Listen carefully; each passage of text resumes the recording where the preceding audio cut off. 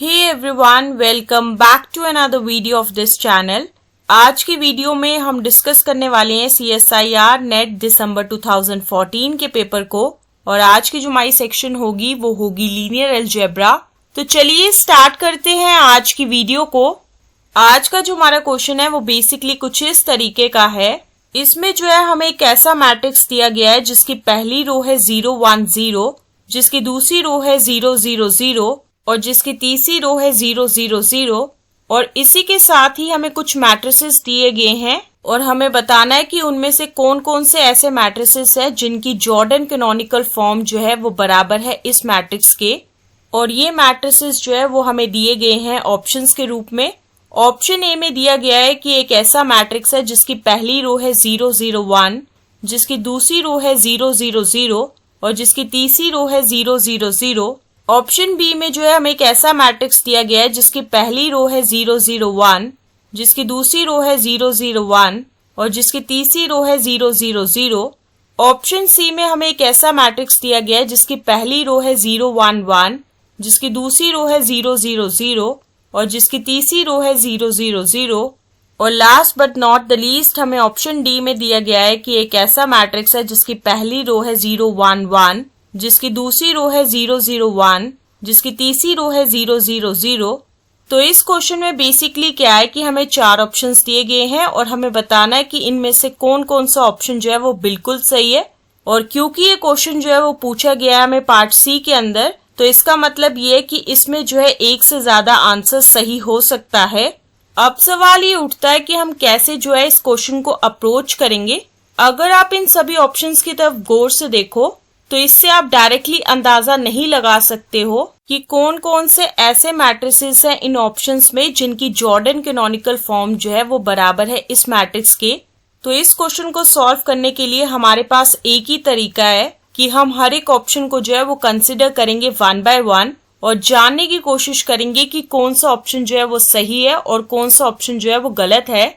तो चलिए डिस्कस करते हैं इस क्वेश्चन के सोल्यूशन के बारे में। सबसे पहले हम डिस्कस करेंगे हमारे ऑप्शन ए के बारे में। और जैसा कि आपको पता है कि इस ऑप्शन में जो है हमें मैट्रिक्स कुछ इस तरीके का दिया गया है और हम मान के चलेंगे कि ये जो है हमारा मैट्रिक्स ए है। सबसे पहले हम इसमें कैलकुलेट करेंगे डिटर्मिनेंट हमारे ए मैट्रिक्स का, जो कि इस केस में 0 के बराबर होगा क्योंकि हमारे मैट्रिक्स ए के पास जो है 2 0 रोज हैं। दूसरी चीज हम कैलकुलेट करेंगे रैंक हमारे ए मैट्रिक्स का, जो कि इस केस में 3 के बराबर नहीं होगा क्योंकि डिटर्मिनेंट जो है हमारे ए मैट्रिक्स का वो 0 के बराबर है। और साथ ही साथ रैंक जो है हमारे ए मैट्रिक्स का वो बेसिकली 1 के बराबर होगा क्योंकि इस केस में हमारे पास एक सब मैट्रिक्स 1 है जिसका ऑर्डर 1 के बराबर है और जो कि एक नॉन सिंगुलर सब मैट्रिक्स है। तीसरी चीज हम कैलकुलेट करेंगे हमारा कैरेक्टरिस्टिक पॉलिनोमियल ए मैट्रिक्स का, जिसे डिनोट करेंगे हम इस सिंबल से, जो कि बराबर होगा determinant of xi minus A के, which is further equal to होगा इस मैट्रिक्स के डिटर्मिनेंट के बराबर और जो कि फर्दर बराबर होगा x क्यूब के। चौथी चीज हम इस केस में कैलकुलेट करेंगे आइगन वैल्यूज हमारे ए मैट्रिक्स की। तो उसके लिए हम क्या करेंगे कि कैरेक्टरिस्टिक पॉलिनोमियल जो है हमारे ए मैट्रिक्स का उसको हम 0 की तरफ इक्वेट करेंगे ताकि हमें मिल सके कि x क्यूब जो है वो बराबर होगा 0 के और जो कि फर्दर इस चीज को इम्प्लाई करेगा कि x जो है वो बराबर होगा 0 0 0 के।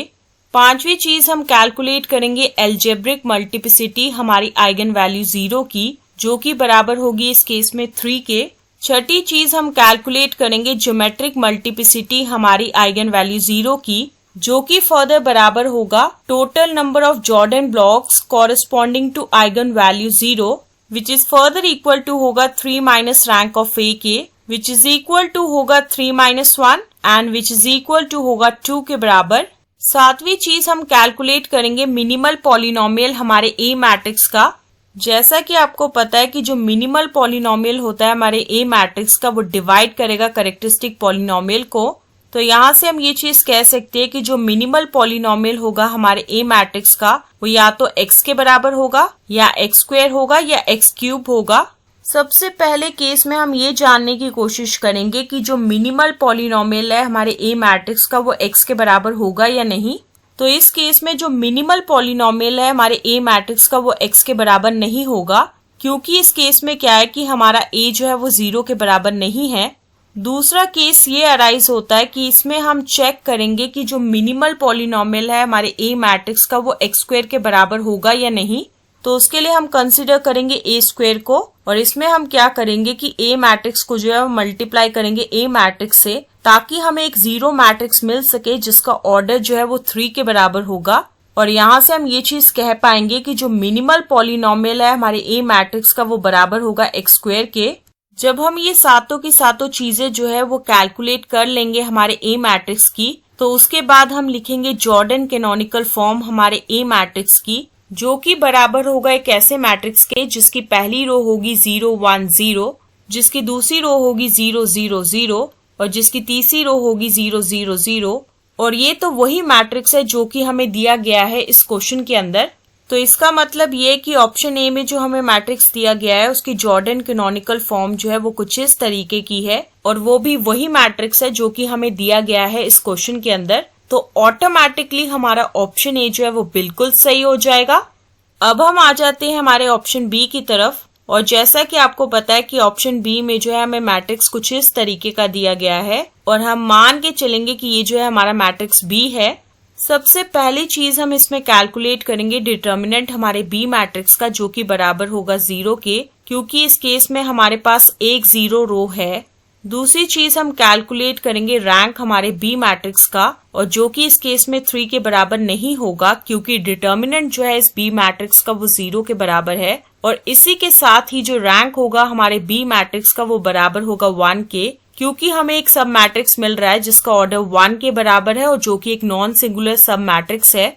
तीसरी चीज हम कैलकुलेट करेंगे कैरेक्टरिस्टिक पॉलिनोमियल हमारे बी मैट्रिक्स का, जो कि बराबर होगा determinant of xi minus B के, which is further equal to होगा डिटर्मिनेंट इस मैट्रिक्स का, जो कि फर्दर बराबर होगा x क्यूब के।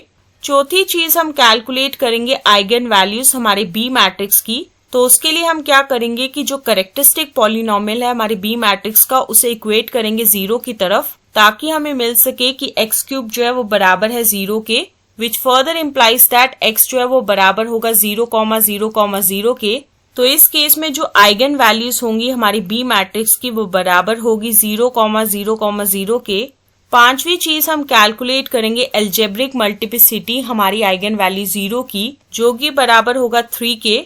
छठी चीज हम कैलकुलेट करेंगे ज्योमेट्रिक मल्टीप्लिसिटी हमारी आइगन वैल्यू 0 की, जो कि फर्दर बराबर होगा total number of Jordan blocks corresponding to eigen value 0, which is further equal to होगा 3 minus rank of B, which is equal to होगा 3 minus 1 and which is further equal to होगा 2 के बराबर। सातवीं चीज हम कैलकुलेट करेंगे मिनिमल पॉलिनोमियल हमारे बी मैट्रिक्स का, और जो कि इस केस में या तो x के बराबर होगा या x स्क्वायर या x क्यूब के। सबसे पहला केस ये है कि हम चेक करेंगे कि क्या मिनिमल पॉलिनोमियल जो है हमारे बी मैट्रिक्स का वो x के बराबर होगा या नहीं। तो इस केस में जो मिनिमल पॉलिनोमियल है हमारे बी मैट्रिक्स का वो x के बराबर नहीं होगा, क्योंकि इस केस में हमारा b जो है वो 0 के बराबर नहीं है। दूसरे केस में हम चेक करेंगे कि क्या मिनिमल पॉलिनोमियल जो है हमारे बी मैट्रिक्स का वो x स्क्वायर के बराबर है या नहीं है। तो उसके लिए हम कंसिडर करेंगे b स्क्वायर को। इसमें हम फर्दर ये चीज करेंगे कि बी मैट्रिक्स को जो है वो मल्टीप्लाई करेंगे दोबारा से b से, ताकि हमें एक 0 मैट्रिक्स मिल सके जिसका ऑर्डर 3 के बराबर होगा। तो यहाँ से हम ये चीज कह सकते हैं कि जो मिनिमल पॉलिनोमियल होगा हमारे बी मैट्रिक्स का वो बेसिकली बराबर होगा x स्क्वायर के। और ये सातों की सातों चीजें कैलकुलेट करने के बाद हम लिखेंगे जॉर्डन कैनोनिकल फॉर्म हमारे बी मैट्रिक्स की, जो कि एक ऐसा मैट्रिक्स होगा जिसकी पहली रो होगी 0 1 0, जिसकी दूसरी रो होगी 0 0 0, जिसकी तीसरी रो होगी 0 0 0। और ये तो वही मैट्रिक्स है जो कि दिया गया है हमें इस क्वेश्चन के अंदर। तो यहाँ से हमें ये चीज पता चल रही है कि ऑप्शन बी में जो हमें मैट्रिक्स दिया गया है उसकी जो जॉर्डन कैनोनिकल फॉर्म है वो वही मैट्रिक्स है जो कि हमें दिया गया है इस क्वेश्चन के अंदर। तो ऑटोमेटिकली हमारा ऑप्शन बी जो है वो बिल्कुल सही होगा। अब हम आ जाते हैं ऑप्शन सी की तरफ, और जैसा कि आपको पता है कि ऑप्शन सी में जो है हमें मैट्रिक्स कुछ इस तरीके का दिया गया है, और हम मान के चलेंगे कि ये जो है मैट्रिक्स सी है। सबसे पहली चीज हम इसमें कैलकुलेट करेंगे डिटर्मिनेंट हमारे सी मैट्रिक्स का, जो कि इस केस में 0 के बराबर होगा, क्योंकि हमारे सी मैट्रिक्स के पास जो है 2 0 रोज हैं। दूसरी चीज हम इसमें कैलकुलेट करेंगे रैंक हमारे सी मैट्रिक्स का, जो कि इस केस में 3 के बराबर नहीं होगा क्योंकि जो डिटर्मिनेंट है हमारे सी मैट्रिक्स का वो 0 के बराबर है, और साथ ही साथ रैंक जो है हमारे सी मैट्रिक्स का वो बेसिकली 1 के बराबर होगा क्योंकि इसमें जो है हमें एक सब मैट्रिक्स मिल रहा है जिसका ऑर्डर 1 के बराबर है और जो कि एक नॉन सिंगुलर मैट्रिक्स है। तीसरी चीज हम कैलकुलेट करेंगे कैरेक्टरिस्टिक पॉलिनोमियल हमारे सी मैट्रिक्स का, जो कि बराबर होगा determinant of xi minus C के, which is further equal to होगा डिटर्मिनेंट इस मैट्रिक्स का, और जो कि फर्दर इस चीज को इम्प्लाई करेगा कि जो कैरेक्टरिस्टिक पॉलिनोमियल है हमारे सी मैट्रिक्स का वो बेसिकली x³ के बराबर होगा।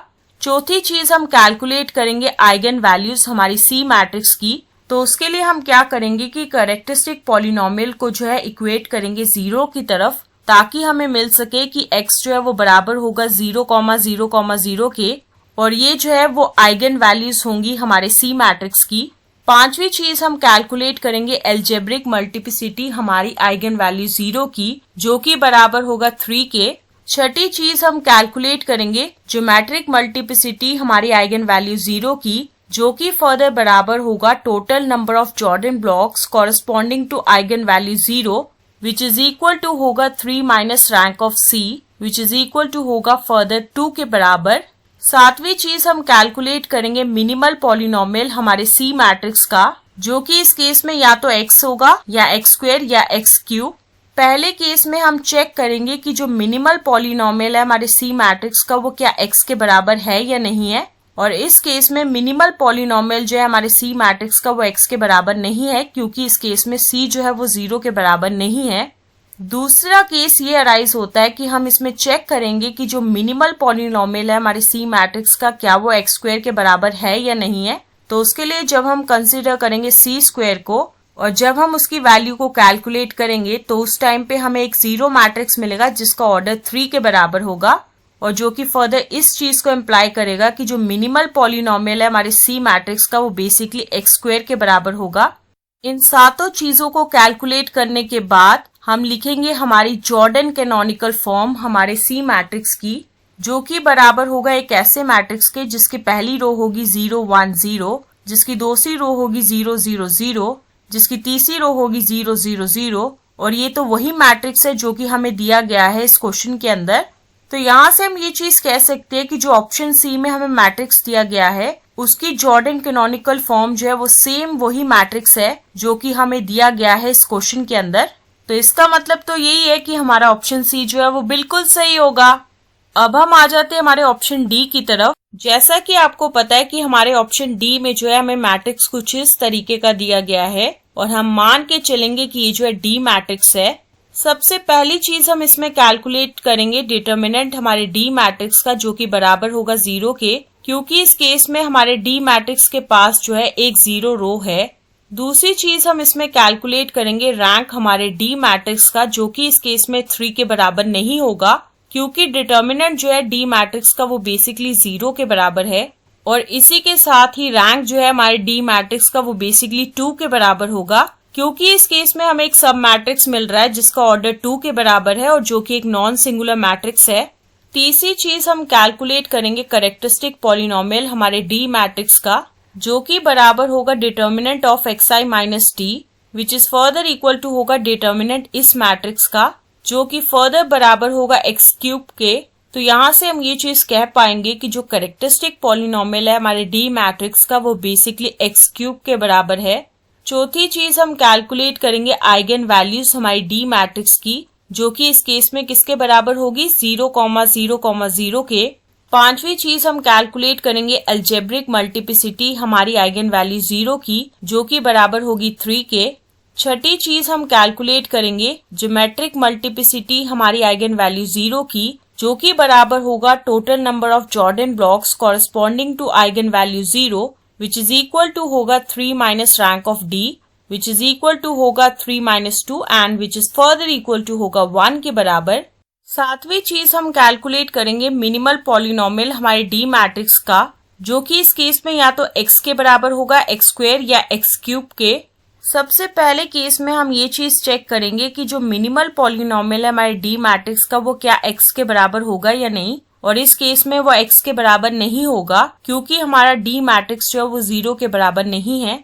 दूसरे केस में हम ये चीज चेक करेंगे कि जो मिनिमल पॉलिनोमियल है हमारे D मैट्रिक्स का वो क्या x स्क्वायर के बराबर होगा या नहीं, और इस केस में वो x स्क्वायर के बराबर नहीं होगा क्योंकि जब हम D स्क्वायर को कैलकुलेट करेंगे तो उस टाइम पे जो है हमें 0 मैट्रिक्स नहीं मिलेगा। तो ऑटोमेटिकली हम ये चीज कह सकते हैं कि जो मिनिमल पॉलिनोमियल होगा हमारे D मैट्रिक्स का वो बेसिकली x क्यूब के बराबर होगा। ये सातों की सातों चीजें कैलकुलेट करने के बाद जो है हम लिखेंगे जॉर्डन कैनोनिकल फॉर्म हमारे D मैट्रिक्स की, जो कि एक ऐसा मैट्रिक्स होगा जिसकी पहली रो होगी 0 1 0, जिसकी दूसरी रो होगी 0 0 1, जिसकी तीसरी रो होगी 0 0 0 और जो कि बराबर नहीं है इस मैट्रिक्स के, जिसकी पहली रो है 0 1 0, जिसकी दूसरी रो है 0 0 0, जिसकी तीसरी रो है 0 0 0। तो इसका मतलब तो यही है कि जो ऑप्शन डी में हमें मैट्रिक्स दिया गया है उसकी जॉर्डन कैनोनिकल फॉर्म जो है वो ये मैट्रिक्स नहीं होगी जो कि हमें दिया गया है इस क्वेश्चन के अंदर। तो ऑटोमेटिकली हमारा ऑप्शन डी जो है वो बिल्कुल गलत होगा। अब हम आ जाते हैं हमारे ऑप्शंस की तरफ, और जैसा कि आपको पता है कि हमने जो है इन सभी ऑप्शंस को डिस्कस कर लिया है ताकि हमारे पास एक क्लियर पिक्चर बन जाए इस क्वेश्चन की। और इस डिस्कशन के दौरान हमें ये चीज पता चली है कि हमारा ऑप्शन डी जो है वो बिल्कुल गलत है, और साथ ही साथ हमारे ऑप्शंस ए, बी और सी ये तीनों के तीनों जो है वो बिल्कुल सही है। तो ऑटोमेटिकली ये तीनों जो है वो आंसर होंगे इस क्वेश्चन के।